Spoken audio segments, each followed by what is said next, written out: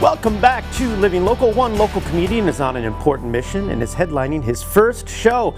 Please welcome back to the show, Mr. Brian Lee Farrell. Hey, how are you, man? I'm doing great. Thanks for having me again. I'm happy you're here. You know, for those, before we get into the formal interview, for those that may not be familiar with your brand of comedy and how you kind of got into it, can you kind of give us a little bit of history? Because it's pretty fascinating, I think. Well, it was kind of an accident. Yeah. My whole life I dealt with mental illness. Yeah. But in 2005, I had a brain injury, and I tried to write a book about it, and I found out I didn't know how to write a book. So everybody kept laughing at the book, and they decided you should be a comedian. And I thought, no, that's a horrible idea. But I went on stage, and I loved it, and here I am. I've just been doing it ever since. I'm addicted. You know, a lot of comedians talk about, that you kind of have to stumble through it to find, your style and what works with an audience. Do you remember that first time you were in front of an audience, and how did it go? It was very scary. I remember getting on stage. I didn't know that stage fright was a real thing. Okay. I remember the room kind of closing in on me. Yeah. And I was like, well, this was a really good idea. And everybody started laughing.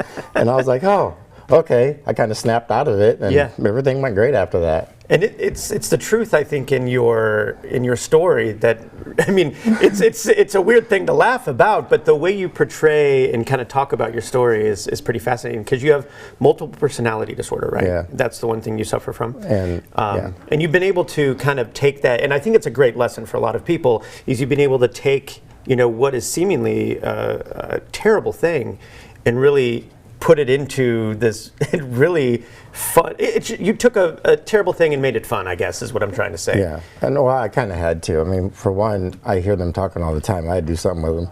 Yeah. They're driving me crazy. So, and then with the brain injury, of course, I mean, instead of sitting around being upset about it all the time, I was like, I had to be positive. And then, of course, the Empower House came along. Yeah, and I've known you for a number of years now, but when did you start putting this all on stage? How long ago was that? 2022 was my first time on stage. Oh, that's around the time we met then, so that... Just before, yeah. Yeah, I was only doing it for like 3 months when I met you. Yeah, and look at you now. This is what you do all the time. It's kind of amazing, actually. Well, I mean, I did take a year off last year because my wife tried to die on me. Yes, I know your wife. But she didn't get off that easy. So, well, she's my agent. I got to keep her around. And she's doing better now. Much better, so that's great. Yeah, yes. That was a bummer to hear about what she was going through. Yeah. But so you and your wife started a company, Knock Knock Who's There Comedy. Yeah. Let's talk about that, and the vision behind that and what your mission is exactly. Well, at first it was just to do one show for the Empower House, and then everybody loved it, and we started doing fundraisers. But then it slowly turned into, I thought, well, maybe we can get more people with disability on stage, give them a place to have a voice. And, I mean, it's just fun doing that, and then making people smile all the time, of course. Of course. That's fun. But, we want to give people a place to talk and be funny and not be sad anymore. And now you're producing shows all the time. Yeah. Seems like. Not last year, but the year before, we did 60 shows in 9 months. So that was a very busy time. That is crazy, dude. It was fun. Bonkers. And you're headlining this first show, which we're going to get to eventually, but you've been doing a lot of opening acts for stuff too, and hosting. Yeah. And I know you've been opening for some bigger acts lately too in the last couple of years. Yeah, Josh Blue. I opened for him, or I was the host actually. Can't remember all the other people. I know you're on the bill. My own name, you're on the bill all the time. But comedy is very important to you, and you've mentioned how it's changed your life. Yeah. And you kind of look back in the last couple of years and think, my God, if I wouldn't have done this, what could have happened? You know what I mean? It's truly laughter healed you in a lot of ways. Did. Yeah, I was a very upset person. I was mad all the time, and now I'm happy all the time and having fun. I had after my brain injury, I got rid of like all of my friends. I only kept like 5 family members, and that was, for me, that was fine, because I was a mean person, I was an angry person, and I kind of got knocked in the head and come back to reality. So it was good for me. But I don't want people to go that way. That's another message I want to give. Right. Is don't just kick your family aside, because your family's going through the brain injury too, or mental illness. Right. But we don't see it that way. As the patient, you don't take that into consideration a lot. Yeah, man, you've just done so much already. What are you still hoping to accomplish through Knock Knock, who's there, and just in general, like, because you're just always hustling, man. You don't ever stop, Right. and it seems like you just keep going up and up, and it's great. Well, my point of view is I just want to keep on doing, fundraisers for the most part. Eventually have some fun going to the cruise lines, and this fall I'm going to do a couple-week tour in the Midwest with Matt Miller. Sweet. Just to get out and see what it's like to be on the road a little bit. But I think for my wife, it's a really good way to get me out of the house and not have to listen to everything. Sure, yeah. Yeah. Yeah. Well, in addition, dude, you're doing something with the youth, which I think is really cool. Youth Impact Comedy. Yeah. And talk to us about what that is exactly.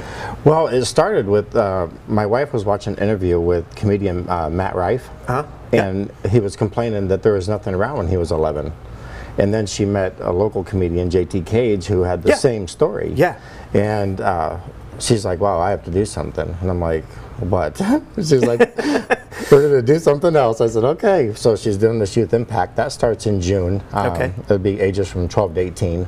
And Perfect. see if there's kids in the Quad Cities that want to get out there and be a comedian and and give them a chance to get on stage. All those details, reading about it on your website, so that's on the website there. Yep. But dude, you have a million shows coming up, and we're going to talk about them. But let's talk about your first headlining show. This is the first time you've headlined a show.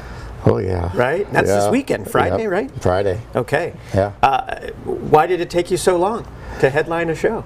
Well, a lot of people jump in there and headline right away, and I just want to make sure I was ready. Sure. I always want to give my best performance, and besides, when you have other headliners on the show, you better know what you're doing, because James Draper is a seasoned headliner. He's my feature, so I really had to practice. I mean, I've been pacing around my house for almost 3 months, even in the 20 below weather. Oh yeah, it looks like there was a herd of cattle running around my house with all the feet prints, dead grass. Yeah, just trying to get it right. And have you been, practicing this act for other people to see how it plays yet, or? Very little. Okay. Here's the thing. Most people go to open mics to practice new stuff. Yeah. I go to shows and practice my new material on the crowd, and then I do it backwards, and then I practice it. Okay. Because comedians, we see each other all the time. Our jokes aren't funny to us after the 100th time. Yeah. But I get a true reading off of the crowd when I go in there and slip a couple in, and if they work, they work, and they usually do. Yeah. But, so that show's Friday. The headlining show is on Friday, but you have a million other shows coming up. So you want to talk to us about those a little bit before? Well, yeah, the first 4, actually, I have. You got your notes? I got my notes everywhere. Buffalo, March 28th, obviously this Friday.